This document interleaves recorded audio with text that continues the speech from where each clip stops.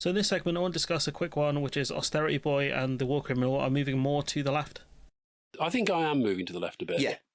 I am basically, if I could get over Ed Davies' antics, I'm becoming more and more kind of Lib Dem in my policies. Look, I remain a conservative in the sense that, all the stuff we talk about, tradition, army, king. Man. This is small c, traditional kind of conservatism, like keeping that kind of stuff, which is fine. I again, I'm not really a fan of the royal family, but I'm not. No, do you know what? It wouldn't be a deal breaker for me, but it'd be pretty bad. But point being is like that's small c conservatism, which the Conservative Party haven't been for forever, really.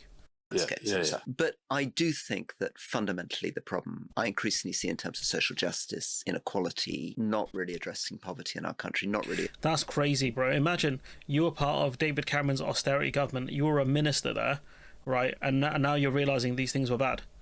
All of this stuff, private education, rich family, all the privilege in the world, right? And it's taken you this long to figure this out. Addressing the homeless, not really addressing prisoners. And You were a prisons minister. You were there. You were there when a lot of the cuts would have happened.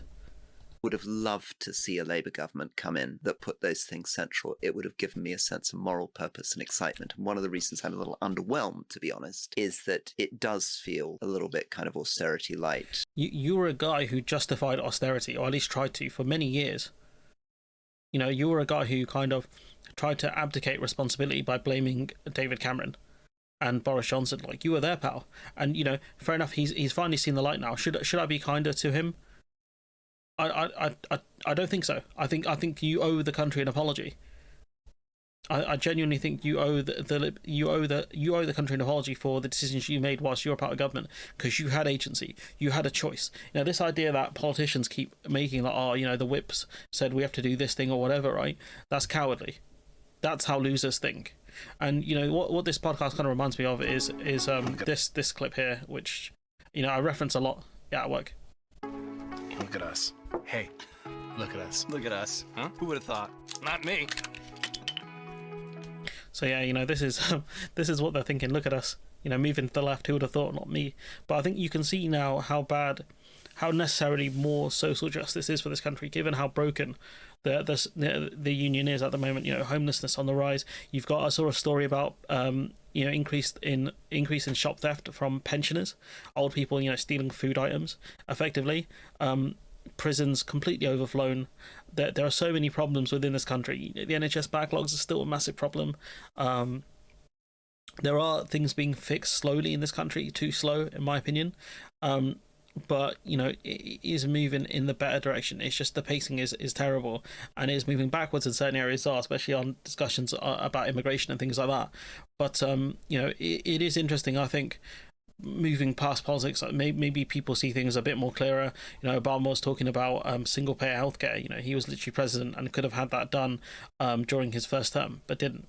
But I think the money, the influence, the power, it changes people. Once you're out of power, you realize how crappy the country is. Maybe they get a lot of advisors telling them they can't do certain things, but then again, that's your fault for hiring crappy advisors. I don't know. I don't respect these two. Like I said, you got the austerity boy and the war criminal. That's what I call them. I do that for a reason, because I don't respect them. Even though some people in the audience do, which is surprising that you're still in the audience despite the fact that I clown these two. But they're not the most stupid mainstream pundits, and they will do good in certain areas. I just think they definitely Campbell owes the country an apology, but I think Rory Stewart does as well for his actions during the coalition government. But anyways, I'm going to leave it there. Let me know what you think in the comments below. Like, comment, share, subscribe. Support the channel on Patreon if you can. And I'm going to play this clip again because I love it that much. Look at us. Hey, look at us. Look at us. Huh? Who would have thought? Not me. Yeah.